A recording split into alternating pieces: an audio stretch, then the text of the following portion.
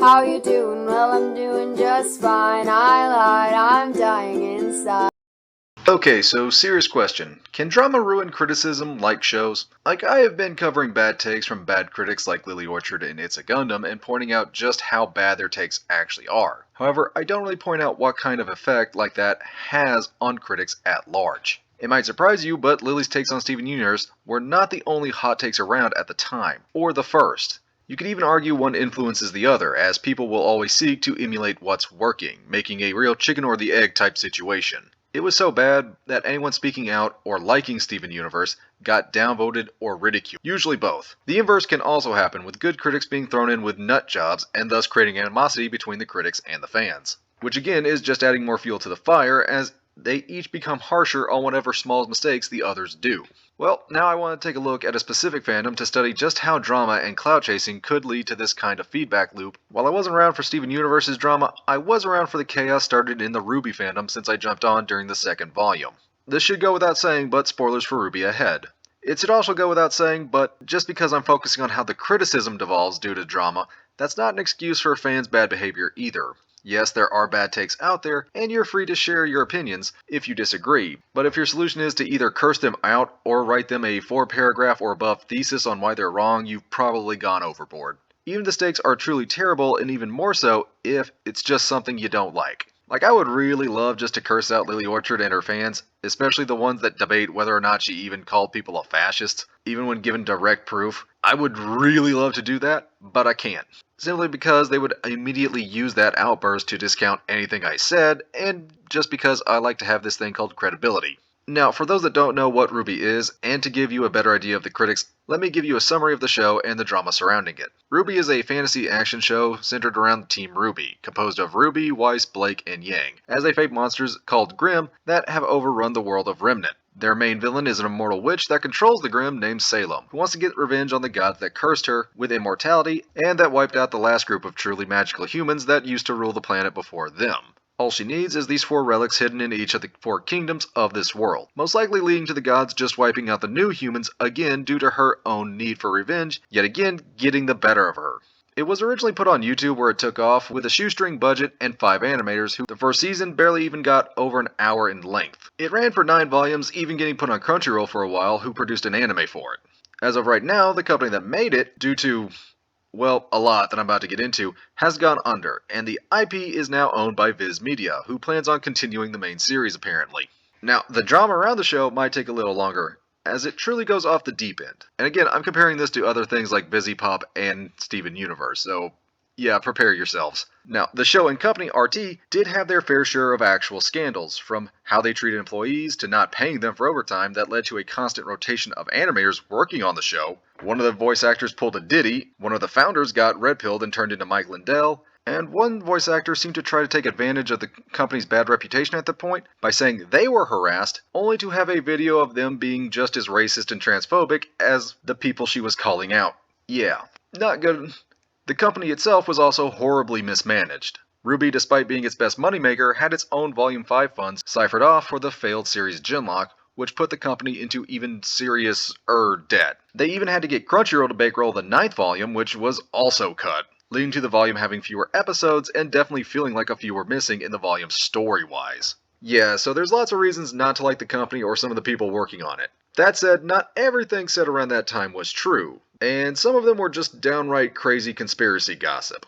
Like, I'm talking personal attacks on VAs by psychos that didn't like the fictional character, so they decided to use voodoo dolls on said character. Levels of crazy. Some even using the death of the creator Monty to further their talking points against the show, to the point where they had to ban the phrase on the RWBY Reddit, and even the RWBY critics were getting sick of it. And of course there was the usual woke bad crowd, because LGBTQ people is woke and that just deserves hatred. Then the other side comes in with the bi erasure talking point, because one girl dated a guy, now she's dating a girl, so she's not bi anymore apparently. Yeah, the math doesn't check out to me, but who am I to argue is stupid? Just for a couple of specifics on how bad this actually got, on the internet side of things, there was this guy who got his start in the RWBY community called Hero Hey. Chances are you probably don't know who that is, and if you do, you either groaned in pain or you have already started writing at 6-paragraph thesis telling me how I'm wrong. He started doing clickbait like spreading fake news of a girl named Cleo being bullied to death by the RWBY fans over shipping in a video he originally titled "A Young Woman Has Taken Her Life Over Vile RWBY Shippers Coming After Her."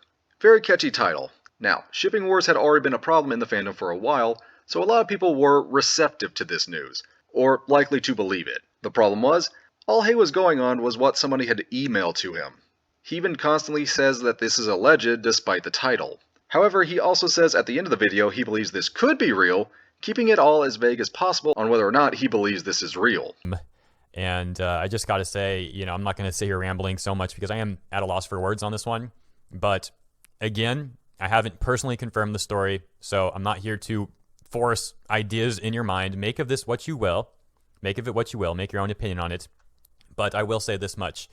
From what I've seen being sent to people like the last 2 years or so, and how bad the fandom has gotten, I personally can see this being a very real story.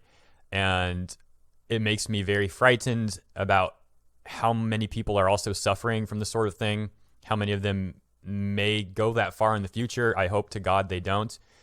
But this is just not the way it should be, man. It really isn't. And I talked yesterday about the toxic side of the fandom, but I did not expect to see something like this morning. And I guess I will wrap this video up.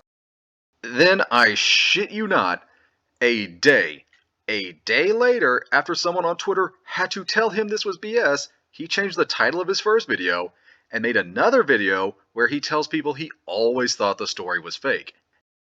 Update to the Cleo story from yesterday and that alleged incident. I have some new evidence that has surfaced and emails that I have that you definitely want to see that nobody else has seen. Now, it turns out that this story looks like it was completely fabricated, which is very good. I'm glad that someone did not actually end up taking their life over this. However, there is still some things that absolutely need to be said. And unfortunately, there is some very disgusting people on Twitter who decided to use this opportunity to try to make a smear campaign against me. We're not going to go over all of that because we would be here all day if we were, but I'm going to show you one of the more extreme examples because this needs to be discussed, and it's absolutely vile what this person tried to do.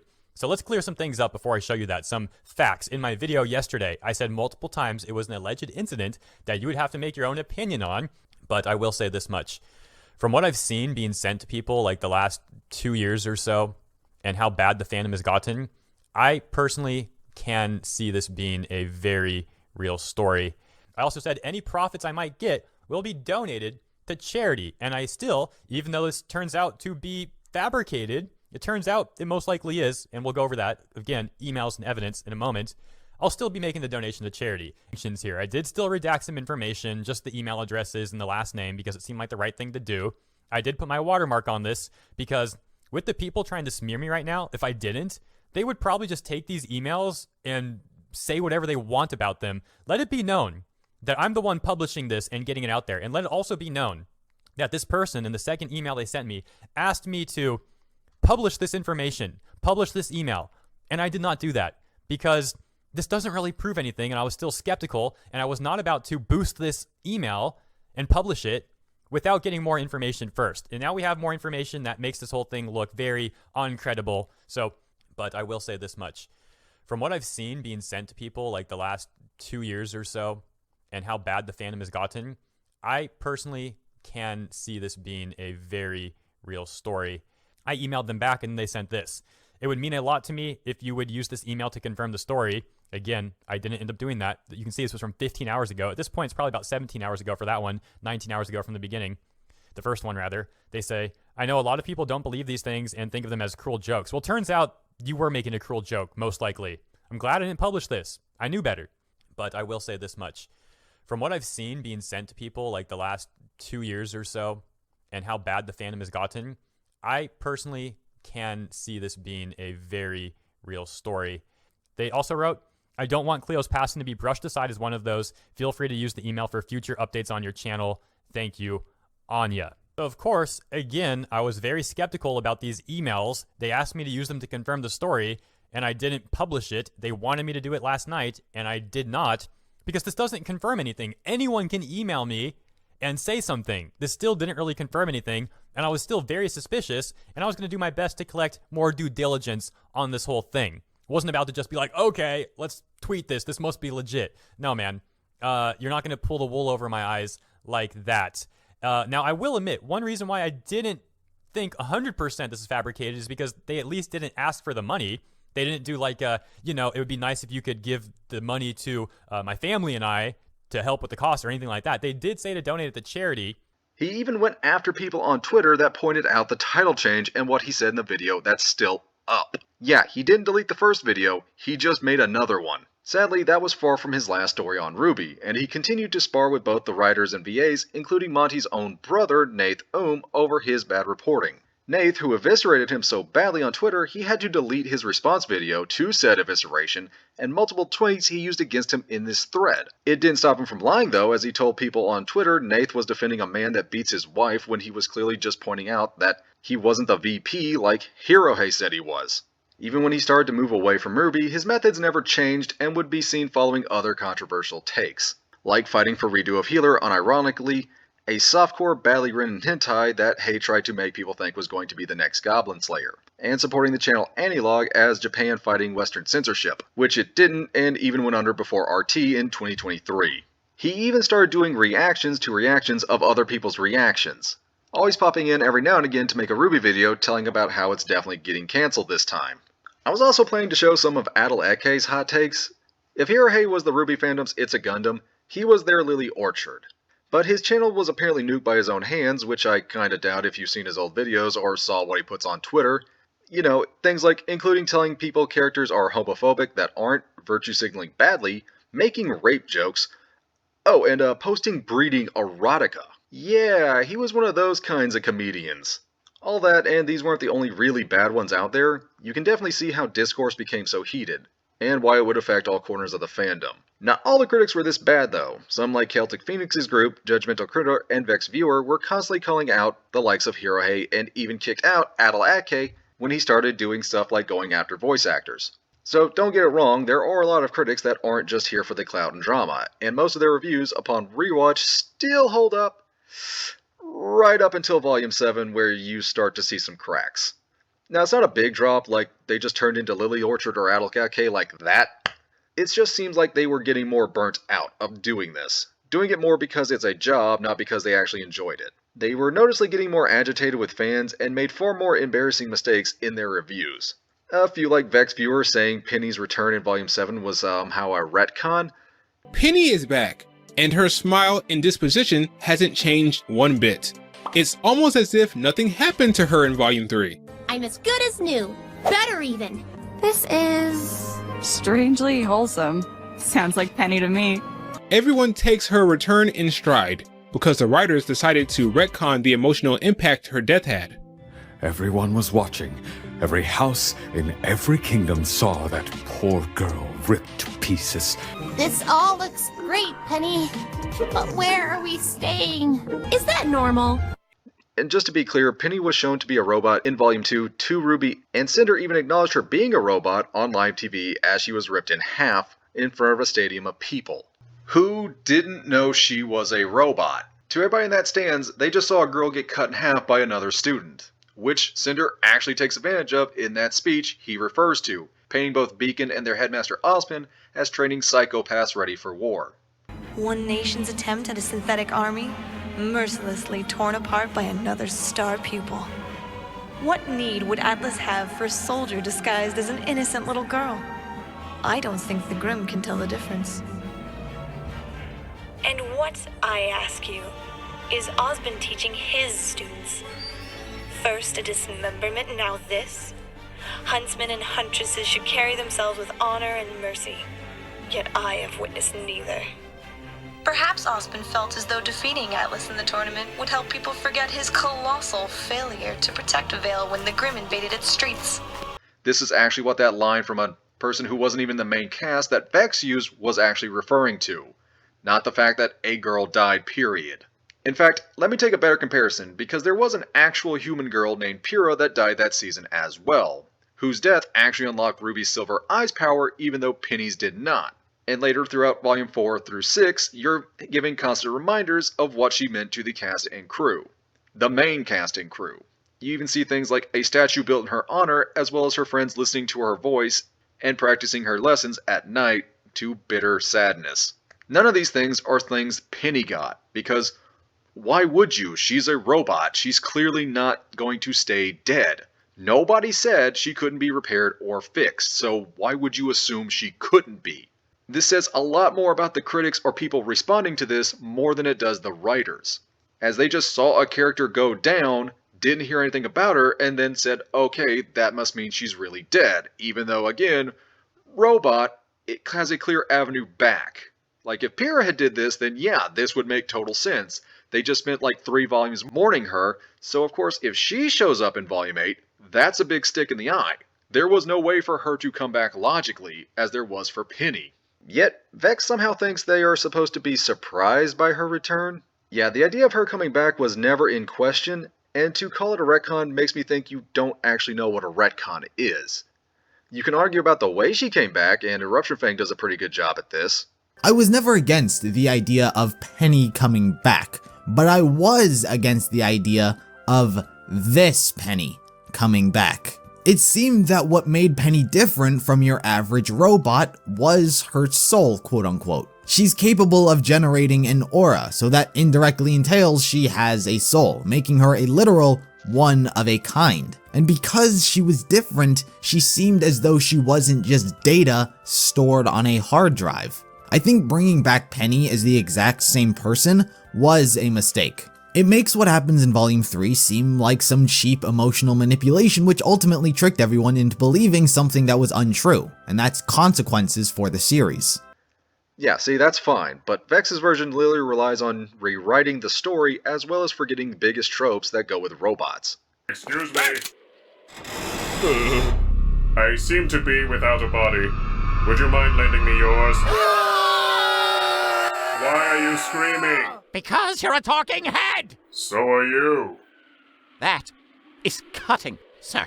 Weirdly enough, people still see Penny getting ripped in half in Volume 3 as some kind of real death, despite knowing she was a robot. There is also this way too long of a rant from Judgmental Critter about why they would want to go to Vacuo at the end of Volume 8. As Judgmental Critter says, they have no reason to want to go there.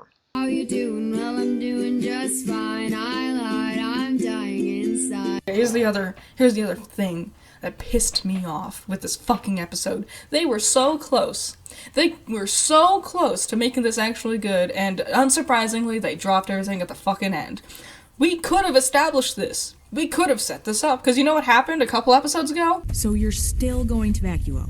Yeah, these motherfuckers already went to Vacuo. We could have had this really interesting thing where the villains are seemingly a step ahead of our heroes again. They sit here and they do this bullshit with Atlas and they're like, yeah, we did it, and then they get like some fucking CCT signal or a letter or who gives a fuck, where it's like, guys, it's me, Ilya, or Sun, or someone who's already in Vacuo. So shit's going really bad because there's these bad guys here and they're trying to get something happening, and they realize, oh shit, that's Tyrion and Mercury. Fuck, they're already in Vacuo. Then they would have an excuse to want to go to Vacuo. Then they would have a valid reason, because last time it was like, we're going to Atlas. Well, why are we going to Atlas? Because because we've already established Ironwood as a character and we have no other explanation beyond that. Just to be clear, there is a reason, and it's because there is still a relic in Vacuo, whereas there's not in the other 2 kingdoms. It was established that the relics are what the bad guys are after in Volume 4 and 5. I thought you filled them in. Mostly filled in. Look, there's a lot to cover, okay? I quit teaching for a reason.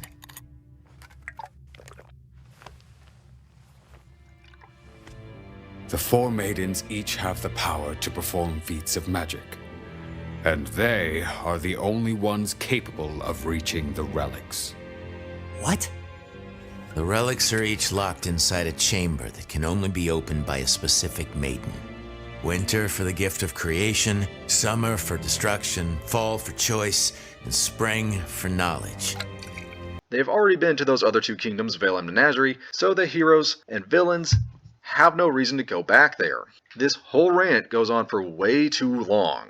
Because we've already established Ironwood as a character and we have no other explanation beyond that. But now it's just, they just, out of their ass, Yang pulls the fucking Vacuo out of her entire fucking ass. with no explanation, no setup, no reasoning. Why Vacuo? Why not Vale? You know, I know it's presumably still covered in Grim. We don't know. But why not, I don't know, Haven? Haven seemed pretty good. You already finished your fucking adventures in Haven. Go back to Haven. But no, it has to be Vacuo because that's the kingdom we haven't gone to yet. She even compares this to Avatar, where they tell you where they need to go and where they will be at the start of the season. Because, like, okay, I know, as a viewer, I know we're gonna go to Vacuo eventually. We've been kingdom hopping this entire series. Vacuo is next. I know that. But I expect the writers to put any semblance of effort into actually getting us there. You know, like when I'm watching Avatar: The Last Airbender, I know he's gonna go to the Fire Kingdom. He was kingdom hopping just like RWBY are. But there was a reason for it. He didn't just go, alright, well then let's just go to the Fire Kingdom. No, there was a reason that led him there. And they had to, like, talk to each other and figure something out and explain their other options. But no, let's just go to Vacuo. Fuck off. Fuck you.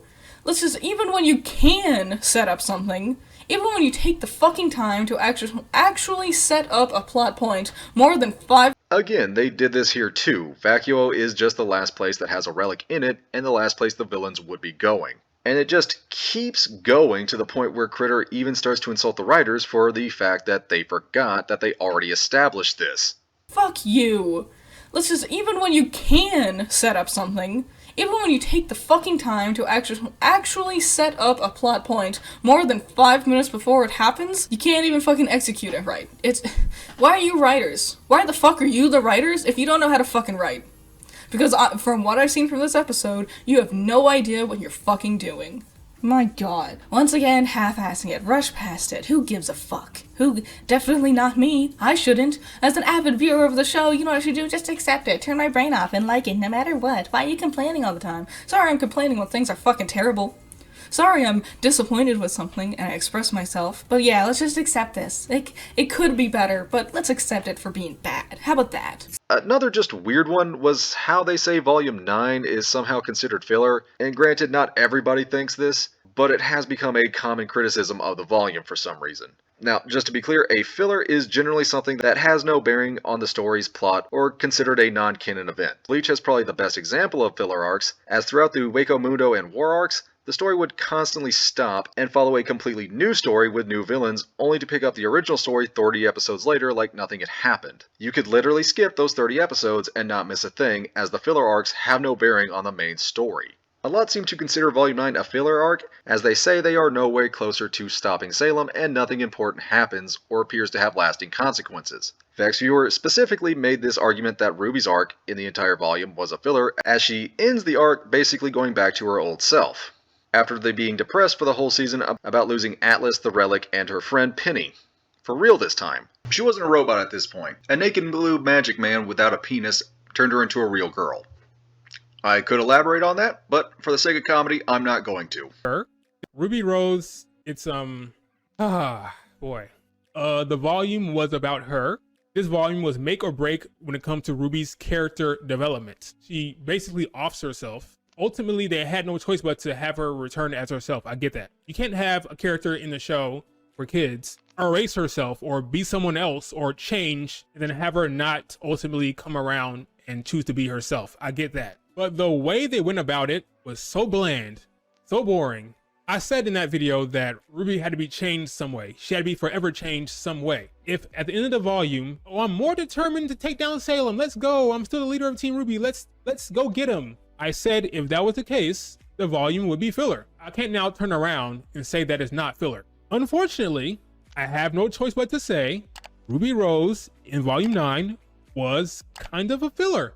Because in the end, nothing changed. I was okay with her not being the leader. If she came out at the end of this and said, you know what guys, I'm still myself. I'm going to go my own way. I can't be the leader anymore. That would be enough. Even that would have been enough. That alone, her saying, I don't want to be the leader anymore. That would have been enough. Something, even a small of a change. But what happened was, you heard her mom say when she was a kid that, love you just the way you are. I love you just the way you are.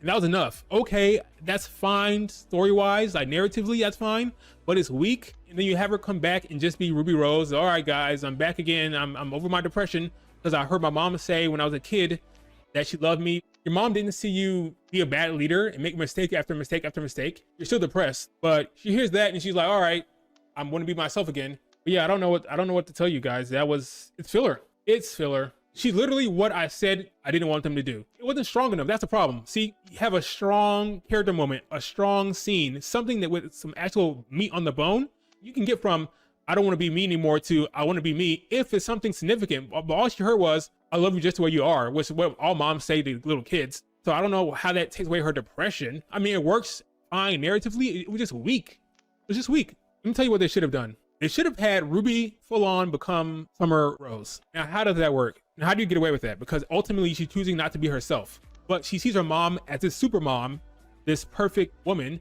So her wanting to be like her mom kind of works. It is not creepy. It is not like depressing in that way. It works better. Like you can get away with that narratively. It's not a bad message. Like, oh, I want to be like my mom, so I'm gonna choose my mom. So Ruby chooses her mom. She is alive and kicking, and she is in the ever after. And she's like, what the hell's going on? Why am I here? Then we see a full-on badass Summer Rose fighting the cat. Summer Rose, I'm just beautiful stuff. So my mom believes in me. Yeah, see, that's not filler. In fact, a lot of characters end a lot of arcs like that. Luffy was pretty happy at the end of Marineford arc where Ace dies, so does that mean Marineford was filler? Superman was pretty normal in the third season of Superman the Animated Series after Darkseid killed Turpin and almost conquered the Earth, so was that season considered filler? You could literally swap Ruby with any character and the video would make as much sense. Still wouldn't be filler, as if you skip the volume you would still be wondering why is Ruby not breaking down more of the loss of her friend, or even know about it since she wasn't there when she died. And most importantly, they did introduce a literal Deus Ex Machina in the way of the tree and or blacksmith. They literally spent the whole season pointing out this creature that can solve most of their problems that comes from fighting an immortal witch demigod that controls an infinite army of monsters. So they did find a way to beat her if they can get her to the tree. It just wasn't in a normal power-up style mode like you see in Dragon Ball or shown in anime. They have even been starting drama over other critics' opinions. Take this, another RWBY critic called Blizzik did a video called Why Filler is a Bad Criticism, pretty much going over what I just described. There he goes into a much larger lesson of what filler is. There is no official dictionary of writing terms, and even if there was, no useful dictionary is a monarch. If a definition isn't based on how words are actually being used, it's not doing its job. But a lot of people are throwing around the word filler in a way that I consider to be fucking venomous to any conversation about writing, and stemming from an extremely limited perspective on what a story is supposed to be. If we consider the original usage of the word filler, calling RWBY Volume 9 filler isn't just a bad take, it's also just straight up incorrect. In fact, traditional filler isn't really a huge thing anymore. Back in the day, when I was an adorable little munchkin running around, stupidly assuming that the systems that governed our society were designed by smart, competent adults with everyone's best interests at heart, anime, like Naruto and Bleach, were being made with significantly different production and release schedules than the anime of today. Rather than airing in seasons and then taking a gap between seasons to make more episodes, you could expect a new episode of these shows every week for forever, which I'm not an expert, but that sounds insane to me. Thing is, both Naruto and Bleach were working off of source material, their respective manga also releasing weekly in the appropriately titled Weekly Shonen Jump. And since manga chapters are usually shorter than anime episodes, the anime had a tendency of catching up to the manga, thus running out of material to adapt. So what they would do is invent new storylines to animate and release while waiting for more of the manga to come out. They wrote new material to fill time, hence filler. Obviously, this required deviating from the source material, which, as Game of Thrones demonstrates, is usually the moment showrunners do some of their best work. Joking aside, there's nothing inherently wrong with deviating from or adding to the source material you're adapting. Hell, sometimes it's a fucking awesome idea. And there is a fair bit of anime filler that people genuinely love, which I think speaks to the idea that, like many things in writing, it's more about how filler is executed than whether or not it exists in the story at all.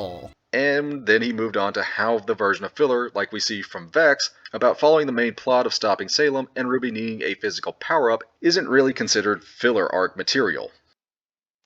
These are two people whose stories stopped making sense. Their inner narratives broke. and they broke with them. There's an innate power in stories like this. It's catharsis. Yes, the glorious sensation of letting your emotions out somewhere free of consequence. But it's also valuable to recognize ourselves in characters who fail or fall short or hate themselves. Their humanity helps us recognize the humanity in ourselves. But this is not a tragedy. The lesson learned is not a warning about walking a certain path. No, the lesson exists in another thing stories can provide for us. Triumph. Calling it a lesson sounds reductive, and maybe if you were to express that lesson in mere words without further context, it would be. But the thing about lessons, about fairy tale morals, about oft-repeated platitudes, is that we hear them so much or treat them as so obvious that we forget how much truth they hold. The reason we teach lessons and convey messages through narrative is because stories can get around that desensitization, convey more than simple statements. You might be able to boil down the lesson of Cinderella into a single sentence, but the story of Cinderella is more meaningful than the phrase, kindness will be rewarded and selfishness will not, or whatever else you come up with. It's one thing to state the morals of Volume 9. It's another thing to watch Jean's face change as the Ever After shows him how every end is a new beginning. How, for every piece of the world and of life that goes, something new takes its place. To see him and the others start to understand that there is room for failure. It's another thing entirely to watch Ruby look at what seemed to be failure, seemed to be evidence of the uselessness of her struggling, and suddenly see the effect that all of her effort has truly had on the world. It's another thing entirely to see her broken, hurting, unsure, on the verge of giving up, beckoned by the truth that her mother wasn't the perfect fairy tale hero that either of them set out to be, and that in spite of that, her love for her daughters was total and unconditional, right up until their last moment together. It's another thing entirely to watch Ruby Rose choose herself. Suddenly, even the most painful things in the world, they make sense, and they can be part of their stories. Okay, so far pretty straightforward, right? No real drama came from it immediately. But that's the thing, it wasn't immediate. About 6 months later, Celtic Phoenix, Judgmental Critter, Twilight Guardian, and Kaiser Shojin did a 4-hour reaction video to his 32-minute video. I made it about 2 hours in before skipping to the end, and I'll just say I was not really won over in any way. One of the least subjective criticism they had was that he wasn't showing examples of people using filler this way. Pretending like you followed. Okay, buddy. Why are you vague posting? I was gonna say, stop it. What? Stop vague posting. Give us the evidence, Please. because a lot of people saying this have watched Volume 9. Yes. I so hate that argument of, well, they haven't even watched the show. It's like, do you know if they did or not? I see that on Tumblr constantly. I wouldn't be surprised if this guy is fake posting about you, Critter. I don't know, because I said, because the episodes, as they were airing, I'm like, I don't want to get a Crunchyroll subscription for several months. I'm going to wait till it's done, and then I'll binge it all in like a couple weeks. And so I was like, I haven't watched Volume 9 yet. And some morons who don't understand, like, cognitive thought or simple sentence structure is like, she never even watched the volume. It's like, no, I hadn't watched it yet. Idiots. Okay, I get that there are some people, right, that they're too stupid to breathe, that are going to say something about a show just because a bunch of other people are saying it. But if you want to say that a majority of people online are saying shit like that, you gotta show some damn receipts, dog. I'm sorry. You got dunked for a bad take before. Why should I trust you that you understand what bad faith looks like? I was going to say, like, I don't think we have at any one point when we come across a critic that we've covered so far insinuated they have not watched the show that they are talking about. Which, okay, my problem is that criticism isn't exactly hard to find. Outside of Vex, this was a very common criticism to the point where they brought it up in their videos. I mean, just look at this guy. They say it's filler because we learn nothing new, which we do. Tree is a god, gays exist, Ruby and Nuyo get therapy, etc. There's a lot not to miss. That the writers just made up stuff that ruined the characters but doesn't say what that is? then devotes an entire paragraph to shipping drama, and yeah, nothing about this has anything to do with being a filler. It's just personal problems he just tacked filler onto to sound better, just like Blizzik described. This person was not alone in his thinking, and all these comments I'm actually showing you are from their reaction video. Look, there's even the Bioerasure guy. And yes, the Bioerasure comment was on Blizzik's video. Doesn't help make any more sense, does it though? I bring this up because of how they chose to end their video.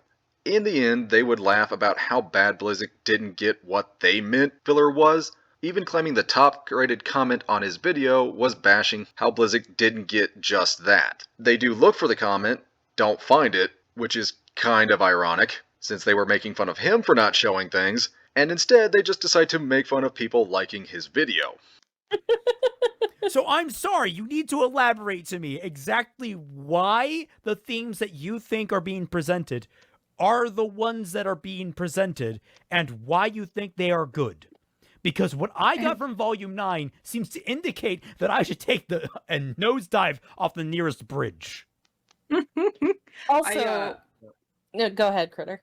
I was gonna say I checked his video to look at the comments, and the top comment with like the most likes is someone being like, I don't think you kind of missed the main points people talk about with this volume being filler. So Or freaking real. Like that goes into what I was gonna say, because like the whole point of people saying that it's filler is that it doesn't actually affect anything, because the characters already thought this way before the end point of Volume 8 and going into Volume 9. So the whole thing was them just returning to how they were prior to before the ending fight of Volume 8. How is that change? Yeah. I hate how people, like, I'm scrolling down these comments. Bro, I almost cried at the end. Love the video. It's the music. It's the music and the way he's saying his words. It's not any of the actual logic. It's so fucking pretentious. If you slow down your words and get all like poignant about it, of course you can like tug at people's heartstrings. That still made the video filler. Yeah, like I guess not to jerk myself off, but you know what? I deserve a bit of release after this fucking frustrating. Please stop wording things this way. I mean, anyways. See, that's the kind of pointless drama that makes it so grating. Like, what did you think would come from this exactly? Especially that ending. All that happened was your viewers think he's a blind fanboy, their words, not mine, that also went on his video to comment nonsense like this. And like, what did you really gain from this? The video was months old at the point you decided to react to it, and despite getting 3,000 more views, you still got less likes than his video, so you really didn't gain anything from this. You didn't even really call him out because he said something truly crazy. You just have a subjective disagreement on something. And now look, I'm sure that sounds like they're horrible, but don't get this twisted, they are nowhere near as bad as people like Hirohei or Lily. If those are supposed to be 10s, then these would be 3s or 2s. They're nitpicky, get things wrong, sure, a little bit more than they used to now, but they give fairly better criticisms more than they give crazy falsehoods, unlike people like Lily and Hirohei. RWBY also definitely isn't the perfect show by far. Clover's death is probably one of the worst deaths I've seen, and probably in all of fiction. However, I do feel like it got worse than it deserved at points. I dropped out of the RWBY fandom, or more specifically, I stopped watching videos about RWBY on YouTube around Volume 8, as I just kinda got burnt out of all the, well, negativity. And looking back on this and going back through it for this review, I kinda stand by that decision, as it hasn't exactly gotten better. Like, why would I want to stick around in a fandom that's just constantly at each other's throats? And I feel like the critics feel the same way, but because the YouTube algorithm likes to shaft you into niches, they kind of can't stop talking about it. And you know what you get from that? You get a bunch of watered down and worse videos. Like, you can go and watch their Volume 6 videos and compare it to their Volume 8 reactions, and there is a noticeable difference. As well as the fact that they are not making as many mistakes back then as they are now. Or starting as many drama shows by reacting to other critics because they just kind of ran out of content for RWBY specifically because the show hasn't been airing for a while, since it got bought by Viz Media. And a lot of the disagreements do come up to nonsense. Like, we are arguing what filler and retcons are now. Some things that have clear definitions and shouldn't be an argument. It just really burns me out, and it feels like everyone is burnt out. The critics, the fans, just your average viewer, because you can't turn it on and not get flooded with a bunch of different, well, the usual. No matter what you say or how well your argument is, for any side, you will probably be catching some strays, from people claiming you're part of the problem or that you're arguing for something that you aren't. The more depressing thing is, it's not an isolated incident. Every fandom that gets too big seems to become this now. Big studio-funded shows like Steven Universe and even indie animation like Hell of a Boss all seem to devolve into this certain type of crazy, where everybody's just pointing fingers at each other and at each other's throats. However, I don't really want to end this on a depressing note, so let me tell you if maybe there is a way out of it. Oddly enough, the solution may have come from Steven Universe, one of the first toxic fandoms on YouTube. And the way it got out of its drama was basically just to screw off for a while. Oh shit, not reacting. That really is the kill move? I don't know if you need to think about it in terms of murder, but yes, just stay the course. Okay, good talk. Yeah, so when Steven Universe finished, nobody paid it any mind except for probably Lily Orchard, which came back to bite her. Then it caught a second wind on streaming. When the firebrands moved on and the drama died down, new people started to discuss and react to it. They were fresh and unbiased eyes that sorta helped sort things, with nobody throwing bottles at them for the things they said. Most of the hardest Lily Orchard call-out videos were over her never letting the hate boner for Steven Universe go and doubling down or excusing her worst takes. Now, could this work for any fanbase like RWBY or Hell of a Boss? Who knows? But I like to think stepping back and approaching things with a clear head would do everybody a little good. And I think that's where I'll end it. What do you think? Do you think drama can affect how we view shows and even how we criticize shows? What do you wish I talked about more? And until then, I'll see you around.